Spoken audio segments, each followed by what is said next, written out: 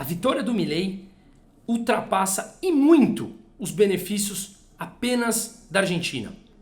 É um ganho para as ideias de uma escola econômica que muitas vezes não é falada pelo fato de enfrentar o status quo, enfrentar o establishment.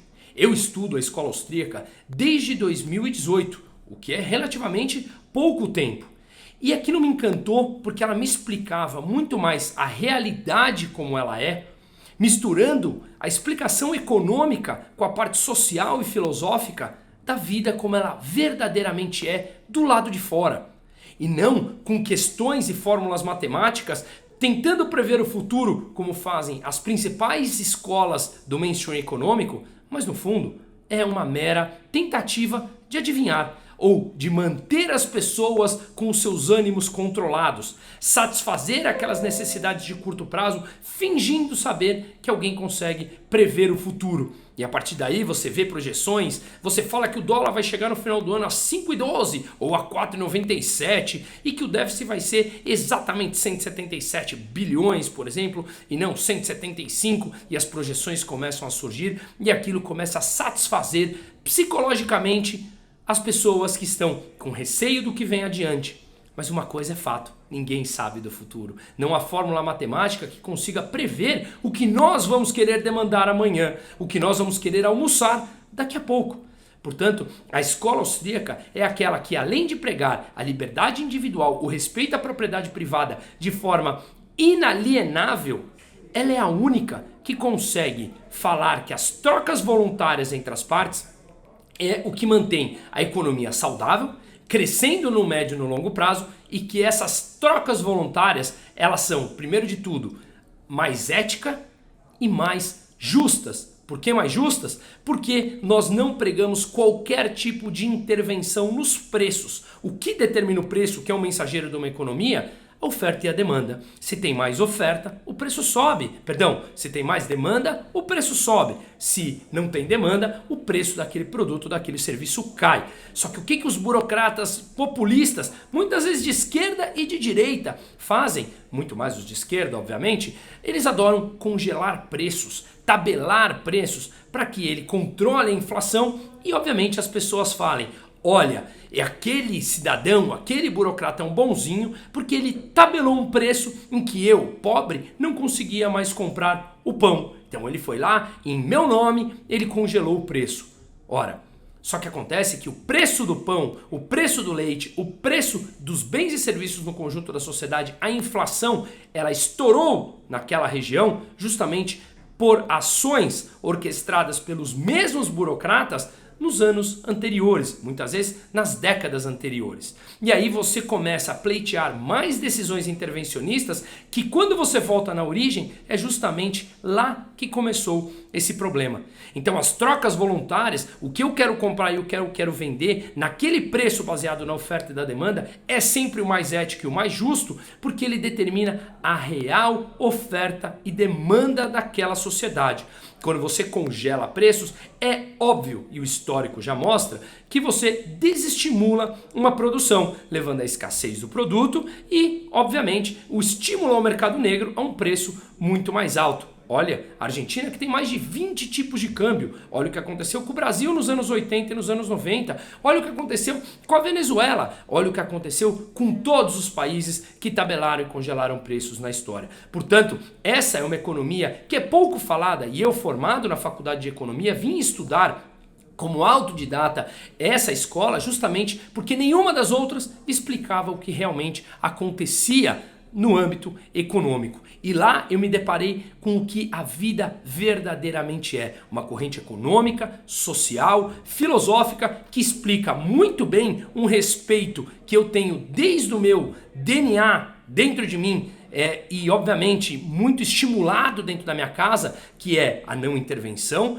que é o respeito à propriedade privada do outro. E é isso que nos limita à nossa liberdade. Apenas a propriedade privada, que deve sempre ser respeitada acima de tudo. Portanto, as ideias do Milei, elas já estão correndo pela sociedade. A Globo, o G1, fez uma matéria sobre a escola austríaca e os seus grandes pensadores, que vamos falar daqui a pouco. Tem um prêmio Nobel, inclusive. Pois bem, Agustin Laje, que é um liberal libertário que apoiou o Milei lá, fez uma live falando coisas extremamente importantes em que eu assino embaixo.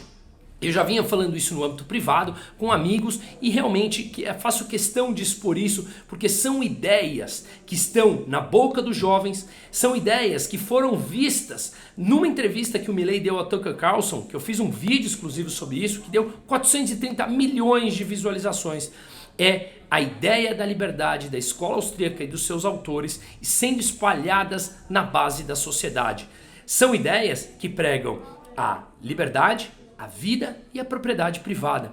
Quem pode ser contra isso?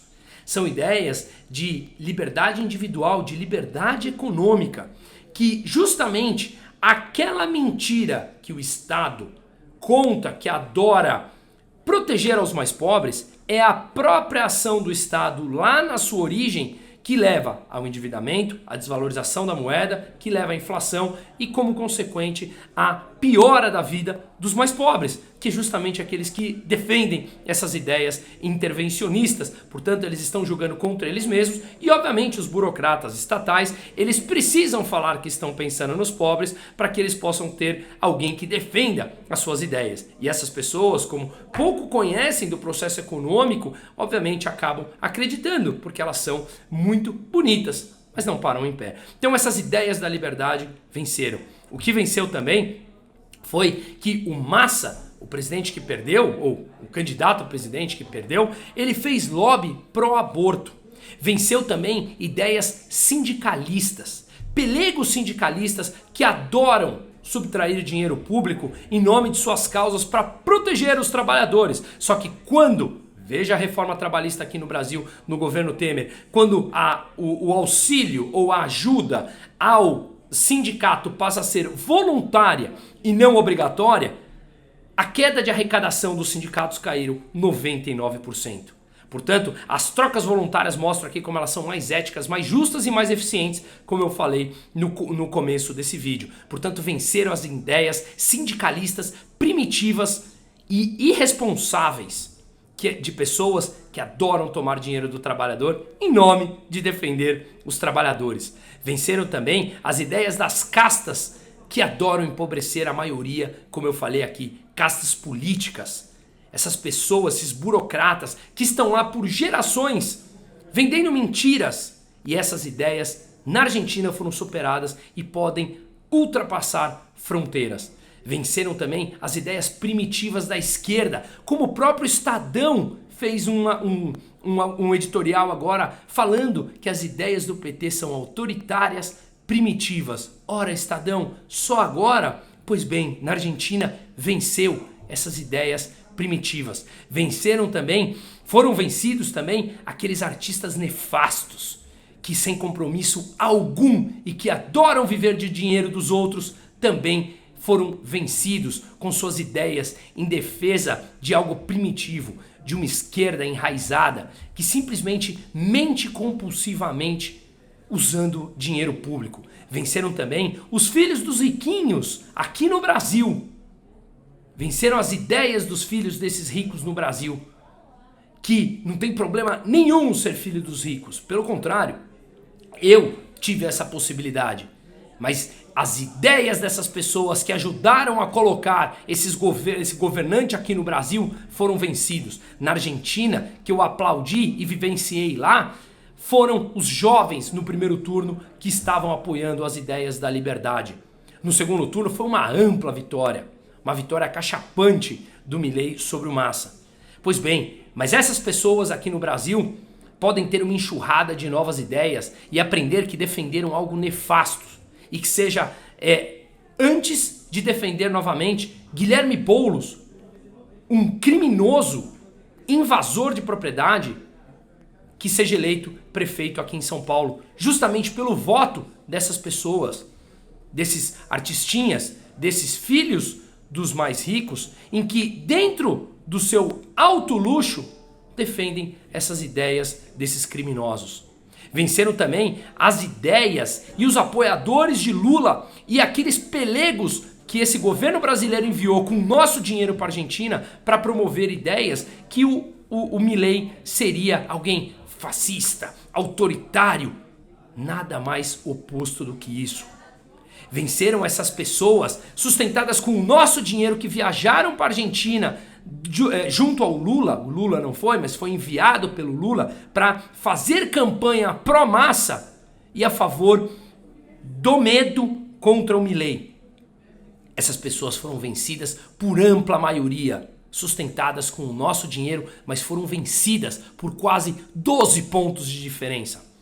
Venceram também as ideias sobre um sistema podre e carcomido entre vários países. Na Argentina, segundo estimativas, o Massa gastou 2% do PIB para sustentar uma campanha, ou seja, 2% do PIB com dinheiro público. O sistema estava pró-massa. O sistema, com o dinheiro público de todos, estava ao lado do governo apoiado pelo establishment, que era o Massa. E mesmo assim, ele foi derrotado violentamente por quase 12 pontos.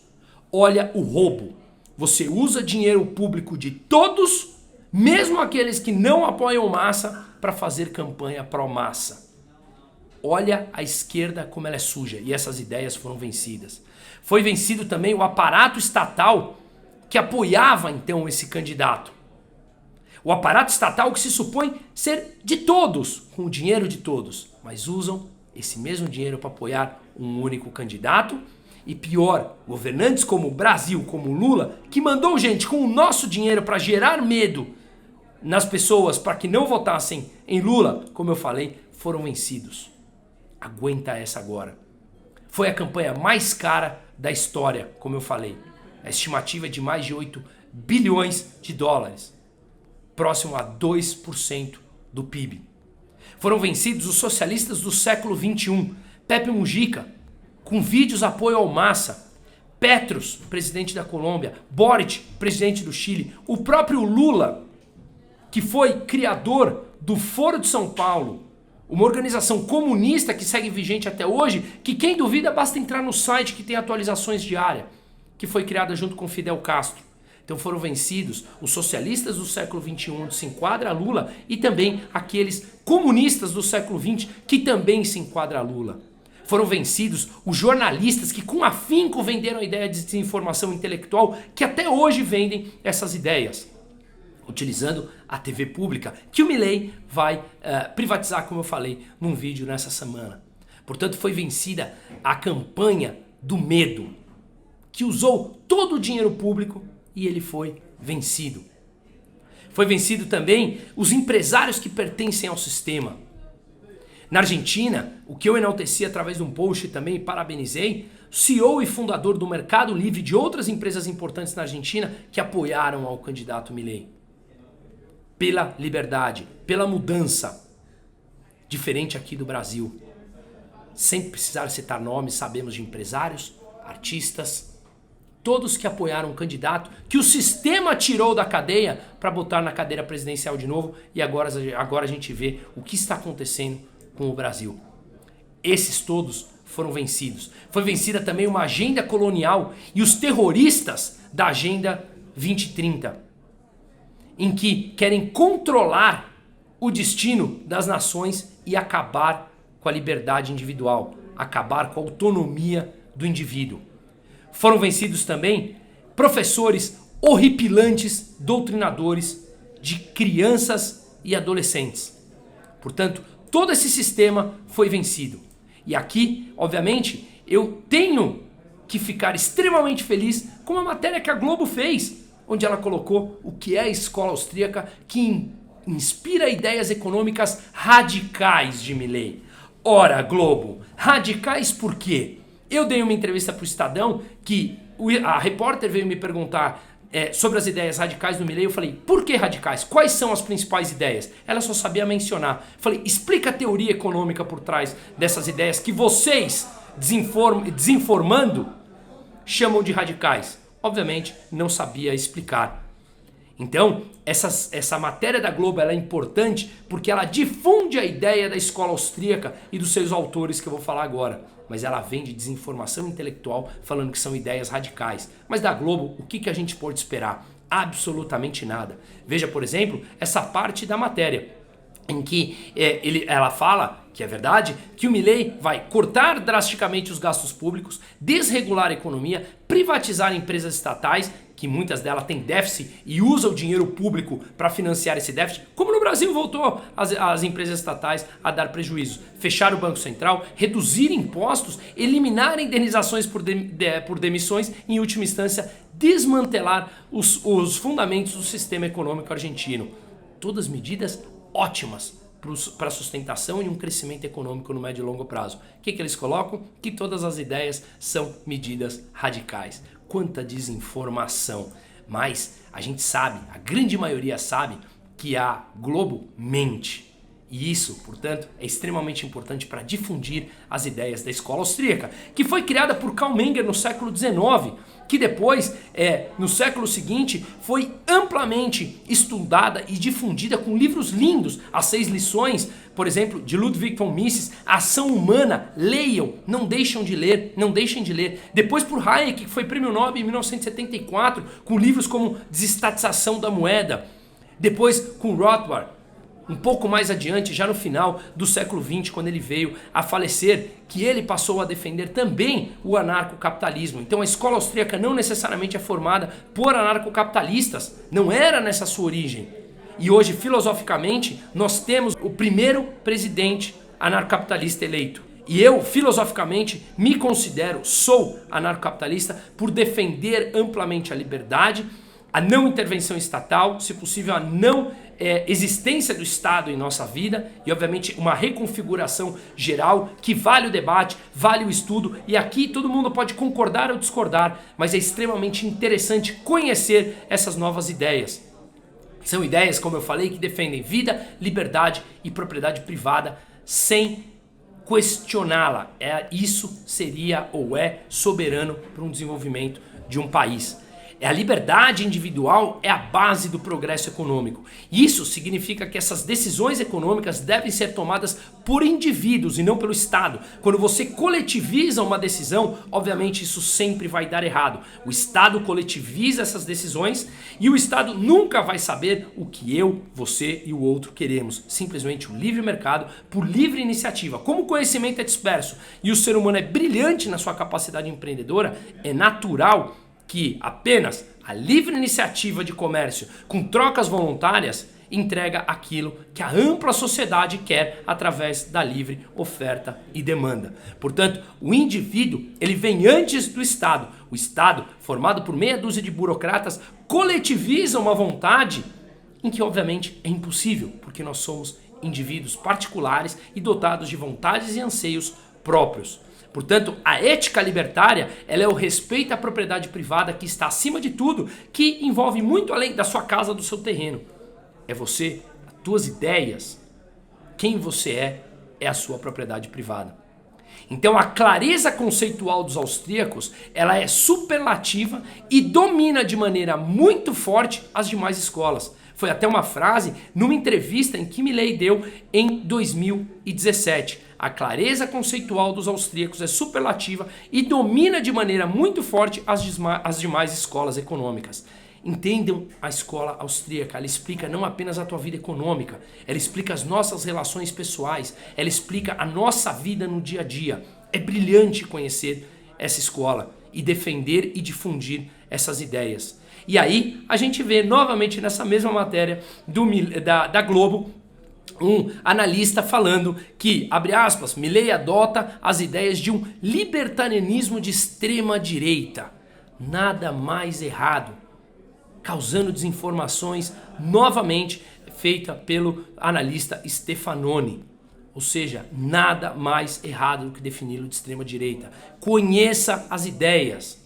A extrema direita, como é conhecida, que eu também questiono tudo isso, historicamente, fascismo que é considerado de extrema direita, que tem muito mais a ver com socialismo e comunismo, regime militar que tiveram práticas de esquerda, enfim, prega um Estado grande, um Estado inchado, uma máquina pública. nada mais ao contrário do que nós pregamos e do que a escola austríaca prega. Portanto, a matéria termina falando de uma admiração por Jesus Huerta de Soto, que todo mundo sabe da minha admiração, da minha relação com a Espanha, que eu fico muito entre os dois países, inclusive dou aula lá, minha mãe nasceu na Espanha. Em 2025 eu volto para lá para terminar o meu mestrado com Jesus Huerta de Soto, que hoje, além de ser um empresário de extremo sucesso na Espanha, é um dos mais conhecidos defensores da escola austríaca, conhecedores da escola austríaca e anarcocapitalista. E aí, valeu a pena já a matéria difundindo esse tipo de ideias, apesar de ter uma série de desinformação, valeu para mostrar às pessoas que tem uma escola que explica a realidade. Conheçam, difundam as ideias, porque obviamente as ideias que estão aí, todos sabemos que não funcionam. E aí, como muito claro é dito por Rothbard, um dos autores citados aqui na matéria, o Estado é e sempre foi o maior inimigo da raça humana.